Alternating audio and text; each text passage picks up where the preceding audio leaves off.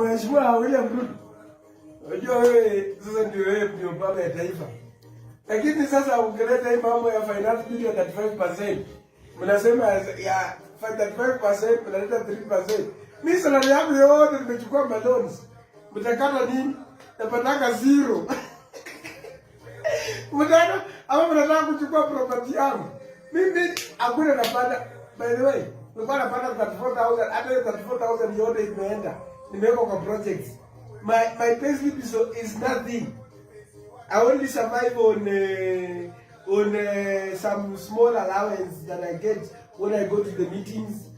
Na mambo ya mileage kidogo, ukwenda kuangalia wananchi. Hakuna kitu hapo. Sasa mkileta hii mambo ya mnataka watu waende hapo.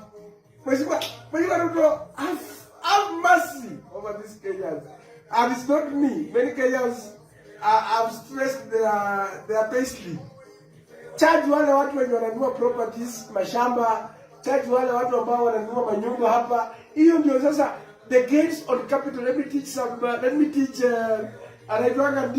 let me teach him some economics. Bring those, they call them the capital gains. Ule mtu mwenye ananunua kama shamba hapa Nairobi.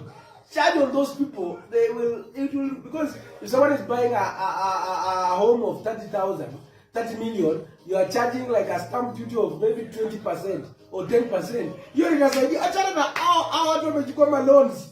Hao civil servants hawana kitu. Have mercy on them. Have mercy. Have mercy. They will support them. They have pressure. They have answers. You also bring the 3%. Mheshimiwa William Ruto. All the hustlers, civil servants, they have nothing. They have nothing.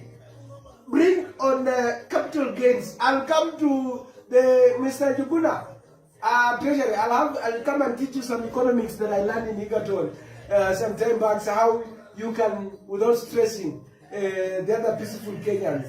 We are happy, we thank God for everything.